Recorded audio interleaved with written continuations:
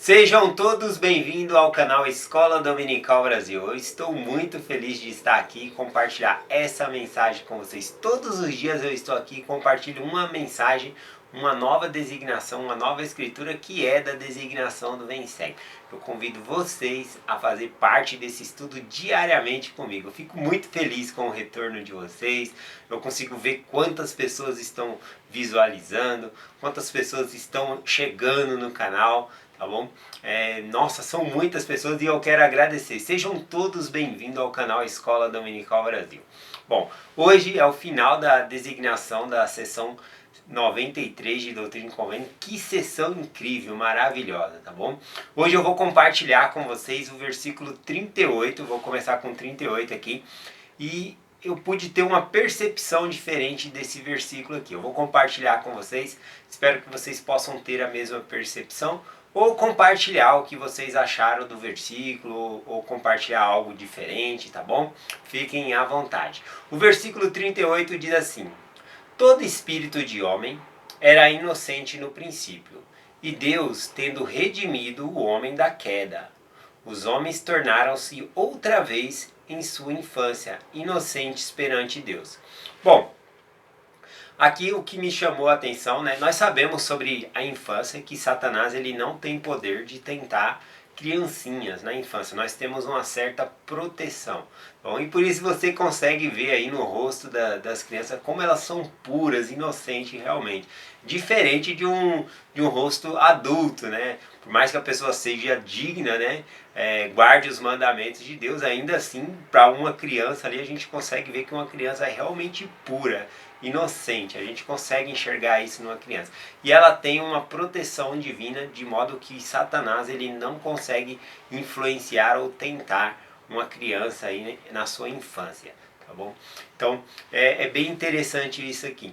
Só que aqui ele está falando sobre o nascimento, né? Que na infância os homens tornam-se inocentes. Quando fala homem aqui é homem e mulher, tá bom? É o termo que é usado nas escrituras aqui. Só que o que me chama a atenção nesse versículo é que diz que outra vez, né, se tornam inocentes. Olha que interessante. Por que outra vez se é o primeiro nascimento? Vamos compartilhar a escritura de novo. Vamos ver olha o que eu pude entender aqui. Ó. Todo espírito de homem era inocente no princípio. E Deus, tendo redimido o homem da queda, os homens tornam-se outra vez em sua infância inocentes perante Deus.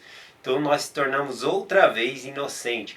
Ou seja, aqui na segunda parte que ele está falando, ele fala, os homens tornam-se. Só que no mesmo versículo um pouco para cima, ele fala, todo espírito de homem. Todo espírito de homem, porque na outra vez ele não fala todo espírito de homem novamente. Eu acredito que aqui ele esteja falando quando nós fomos gerados espiritualmente por Deus, tá bom? Que nós éramos inocentes. Ou seja, toda vez que há um nascimento em nós, nós nos tornamos inocentes novamente, tá bom? Então, quando nós fomos gerados por Deus espiritualmente, nós éramos inocentes. Estávamos todos na mesma posição ali, tá bom? Mas uns aprendem mais que os outros, né? Acaba desenvolvendo os outros talentos, mais inteligência, tá bom? Então existe essa diferença de pessoa para pessoa. Mas no início ali, quando nos nasceram, estávamos na mesma posição, como é citado lá no livro de Mórmon, tá bom? Acho que é Alma, capítulo 13, que fala ali sobre isso também, tá bom? Que no princípio estávamos todos na mesma posição. Bom, enfim, estávamos todos inocentes. Tá bom? E agora quando nós nascemos na terra de novo, é como se tivesse zerado e nós ficamos inocentes de novo. Aí tem uma pergunta, né? Já que eu estou compartilhando sobre isso. Será que lá no céu nós não éramos inocentes? Será que tinha pecado no céu? Bom, eu não acredito que tenha pecado no sentido do pecado da carne como nós conhecemos aqui no corpo, né? Pecado da lei da castidade, não esse tipo de pecado. Mas, por exemplo, cobiça e inveja, eu acredito que existia, por causa que existia uns mais inteligentes do que outros. E até mesmo as escrituras mencionam que é possível que uma pessoa caia da graça, ou seja, caia da graça de Deus. E foi o que aconteceu com Lúcifer, né? Ele queria ser mais do que Deus, ele queria assentar-se nos tronos do norte ali, né? Acima das estrelas, né? Das outros filhos de Deus ali. Então ele desejou algo e ele queria fazer um caminho diferente que Deus havia planejado, tá bom? Deus havia planejado que todos precisávamos nascer, ter o arbítrio, né? E ele traçou um caminho diferente ali e se rebelou contra Deus, se rebelou contra Jesus Cristo, que havia sido escolhido por Deus para redimir toda a humanidade.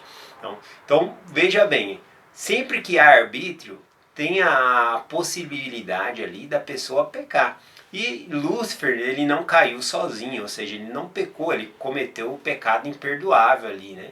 Que é negar a Cristo, né? Estando com Cristo. Então, ele pecou, teve esse pecado imperdoável e também a terça parte, né, dos filhos de Deus ali, ele levou consigo. Então, por causa do arbítrio. Então, nós podemos ver que também há pecado nesse sentido, né? Então sempre pode haver pecado, tá bom?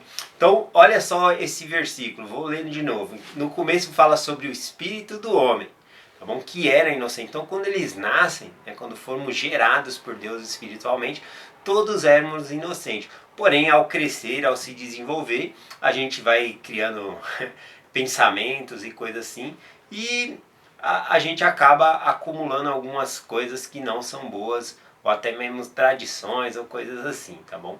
Então olha só o que o versículo está falando aqui e vê se você tem a mesma percepção, né? Diz assim: todo espírito de homem era inocente no princípio. Então aqui eu interpreto que ao sermos gerados por Deus, nós éramos inocentes antes de nascer, tá bom?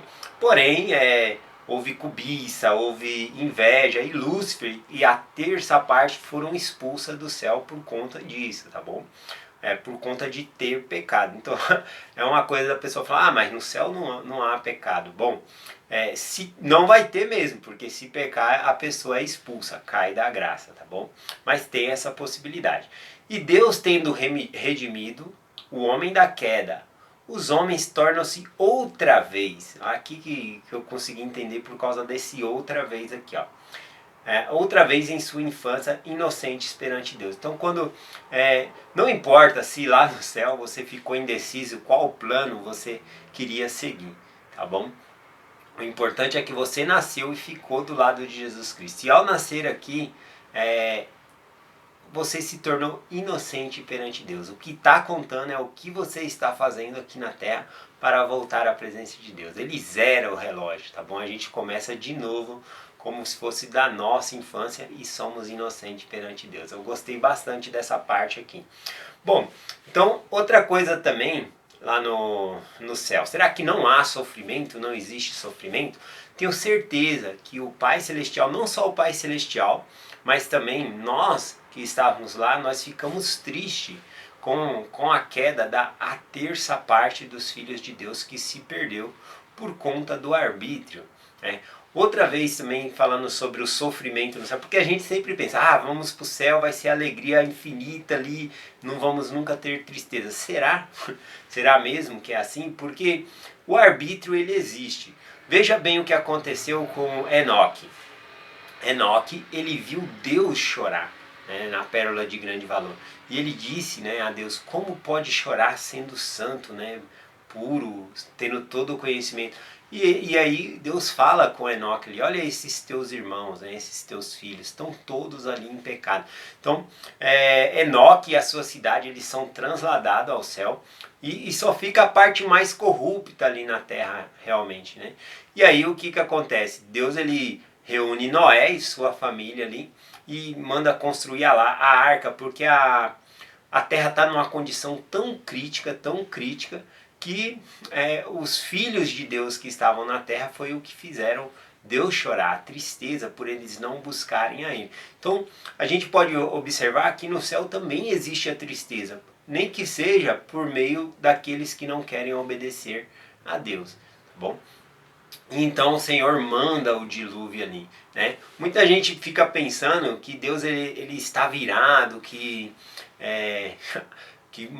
por que matou tanta gente ali, né? Mas pensa bem, as tradições dos pais iam ser passadas para os filhos. Então, o dilúvio, ele foi um ato de amor de Deus pelos filhos de Deus que ainda iriam nascer nessa terra, porque eles nasceriam fora do convênio com aquelas pessoas que não estavam guardando os mandamentos, que como diz as escrituras, né, que casavam e davam-se em casamento e só não buscavam a Deus, né? Então era uma tradição que os filhos que nascessem ali provavelmente se perderiam. Então, uma demonstração do amor de Deus foi o dilúvio, para limpar a terra dessa iniquidade daquelas pessoas que não estavam buscando a Deus. Bom, e aí começou um novo ciclo ali com Noé e sua família. Bom, então é interessante nós pensarmos sobre isso. Outra parte que eu posso pensar também, será que no céu não tem tristeza, não tem sofrimento? Eu tenho certeza que o Pai Celestial, ao ver o seu Filho unigênito, né, Jesus Cristo, sofrer, eu tenho certeza que ele se condoeu em seu coração, que ele sofreu ali também, né? Então, se tornar como Deus ele é, não significa que não teremos tristeza, ou que os outros filhos não cairão da graça, tá bom? Nós temos que estar preparados para encarar as coisas como realmente são. Por exemplo, nós não estamos aqui simplesmente para voltar à presença de Deus. Nós já estávamos lá, tá bom? Nós já estávamos lá. Então, para que eu vou vir aqui para voltar para lá de novo, se eu já estava lá? Era só eu ter escolhido não vir, né? O arbítrio sempre foi dado e foi sempre respeitado.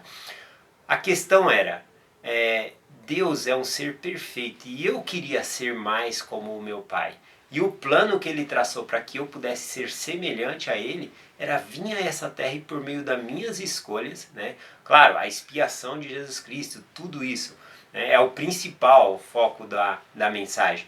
Mas por meio das minhas escolhas, aceitar Jesus Cristo como meu Salvador, deixar os meus pecados para me tornar mais semelhante a Jesus Cristo e ao meu Pai Celestial. Então esse era o plano e Satanás ele quis fazer um meio alternativo ali. Tá bom? Então, só para nós pensarmos um pouco sobre isso. Vou continuar o versículo aqui, mas lembrando que quando nós nascemos, zeramos o relógio na infância, nós somos protegidos por Deus. Olha só que interessante, eu vou continuar na seção 93, o versículo 39 e o 40, né, e diz assim, a continuação.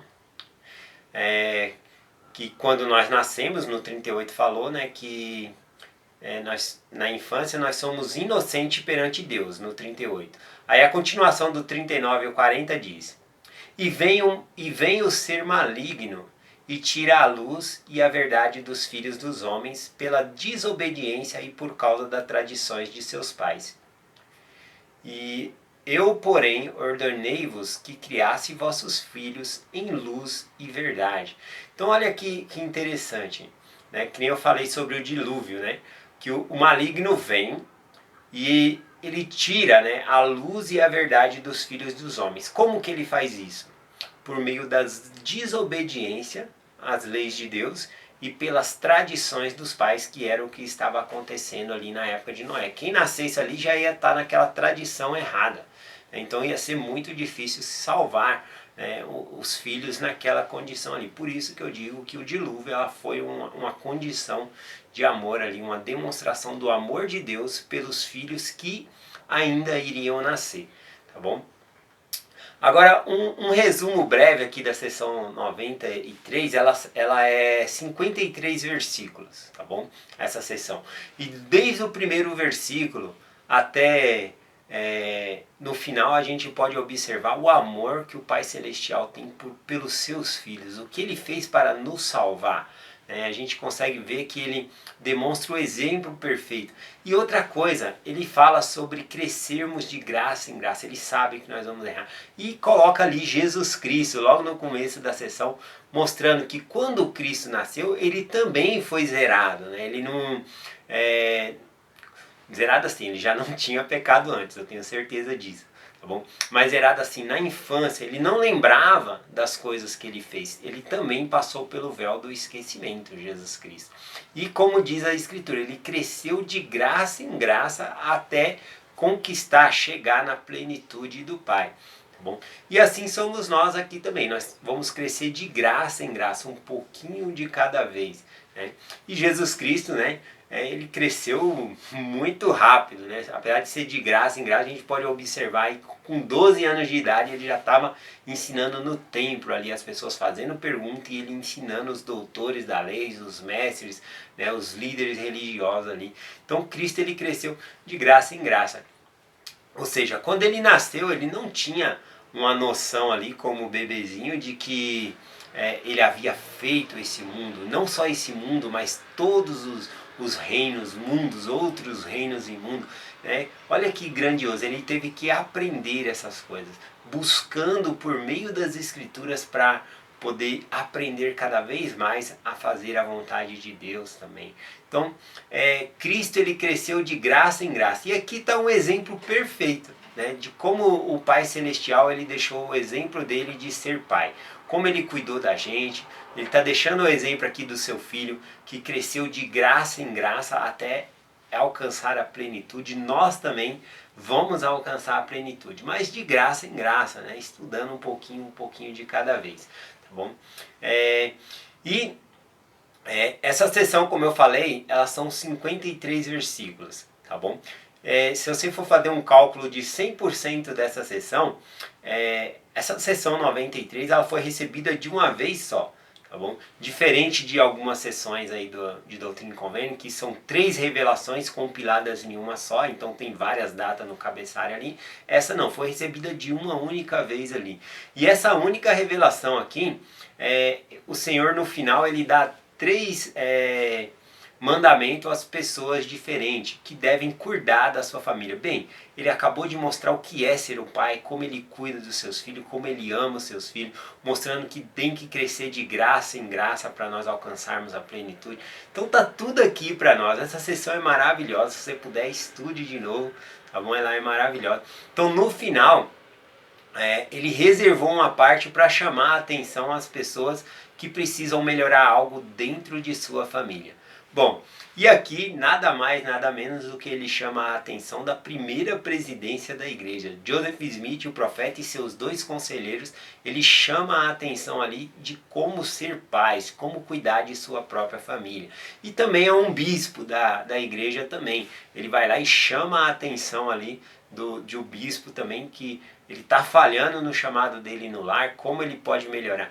Na verdade, ele está falando de como cada um desses homens podem melhorar como chefe de família.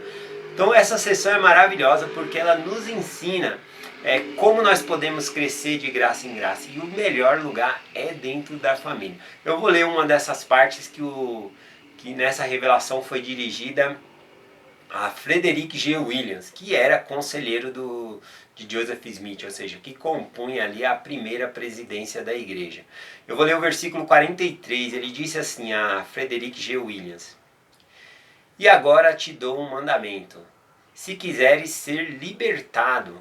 Quando ele fala libertado aqui no versículo anterior, ele está falando do inimigo, ele tinha certo poder sobre Frederick G. Williams, né? Ou seja, quando nós pecamos, né, seja nas mínimas coisas, o inimigo ele vai ganhando poder sobre nós. Foi o versículo que nós lemos um pouco para cima aqui, né? Que falava assim, por causa da desobediência, né, que o maligno ele consegue tirar a luz e verdade dos filhos dos homens. Então, quando nós desobedecemos a Deus, nós damos poder ao maligno e ele vai tirando essa luz e essa verdade, vai nos cegando, tá bom?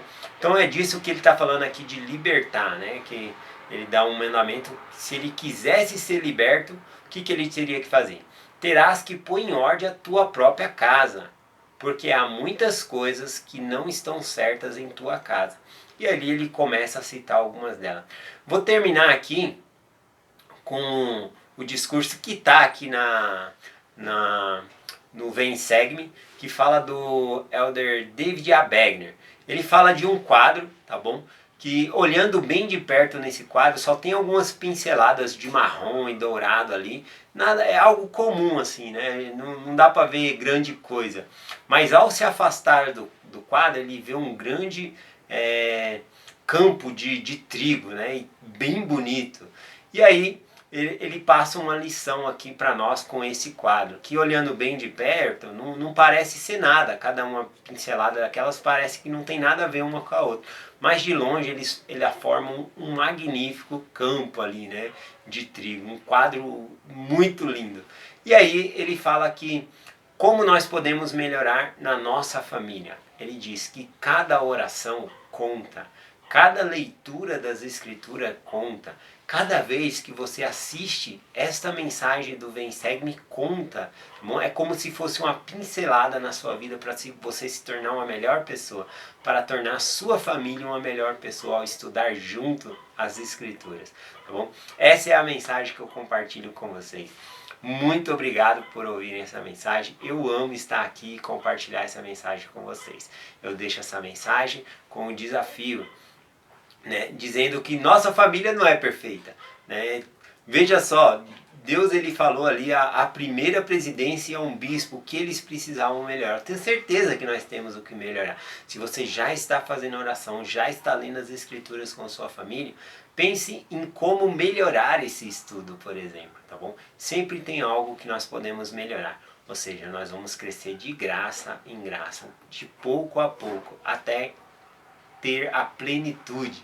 Né, nessa sessão aqui repete a palavra plenitude muitas e muitas vezes. Nós temos que alcançar essa plenitude, tá bom?